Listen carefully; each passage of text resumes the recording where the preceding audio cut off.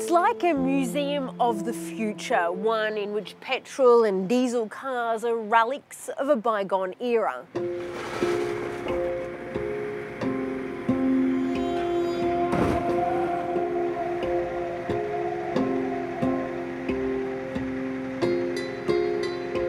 Sure, it may be a while away, but when one of the world's most powerful oil bosses says he's switching to an electric car, you know that change is afoot, especially given his core business relies on us driving these types of cars.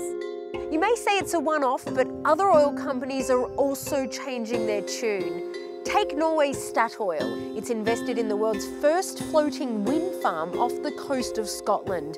5 turbines powering 20,000 homes. Add to that, French Total chief said that electricity would be the energy of the 21st century. So what's happening here? A big oil at a turning point? This is the biggest challenge that we have at the moment as a company. The fact that societal acceptance of the energy system as we have it is just disappearing.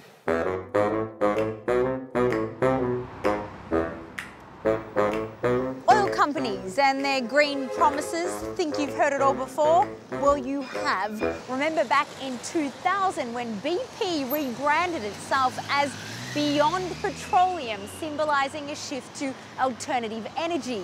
It even changed its traditional shield logo to an ecological sunburst. Fast forward to 2011 and the group sheepishly sold out of its solar assets.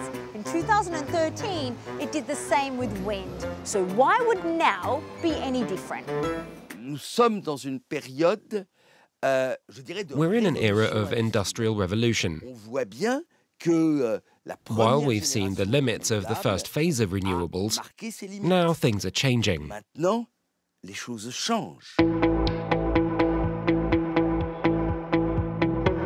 And among all big oil, one company is frontrunner, French giant Total. If you're looking for proof, then just consider this buying spree. Total owns more than half of SunPower, one of the largest manufacturers of solar panels in the United States. In 2016, it acquired high-tech battery maker Saft in an almost €1 billion deal. And more recently, it invested in renewable energy company Aron. Aron has dozens of projects around the world, such as this wind farm in Greece.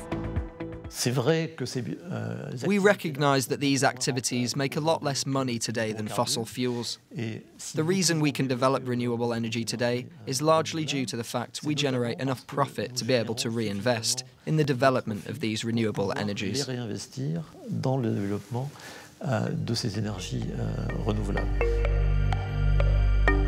Total already has 2% of the global solar market.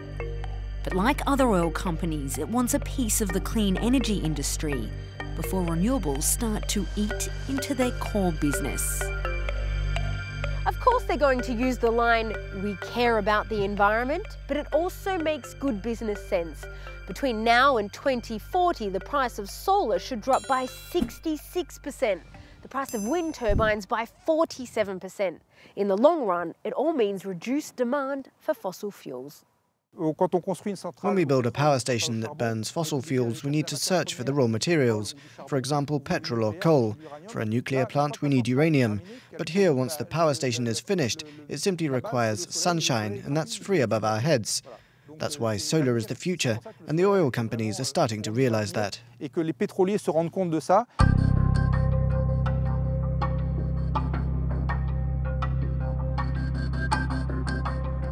But let's not get ahead of ourselves. The days of oil are far from over. Consider this. Yes, Total plans to spend 20% on its low emissions business over the next 20 years. In other words, 80% will continue to be spent on oil and gas.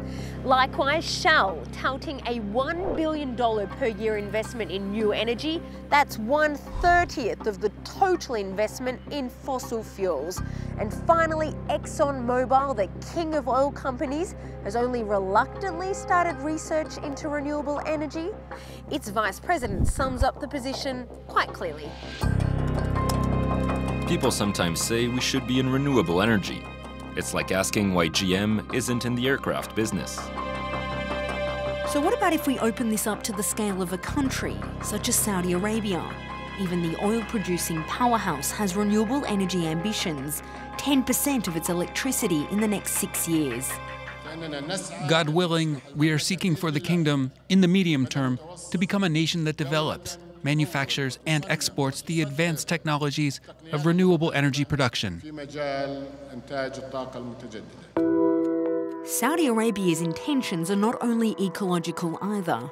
The kingdom wants to produce more renewable energy at home so it can export more of its oil to help run those petrol-guzzling cars a while longer. Will Saudi Arabia attain its ambitious goals? Will big oil follow in BP's footsteps and do a U-turn in the coming years? Or has the tipping point been reached, the electric jolt that roused the sleeping oil giants?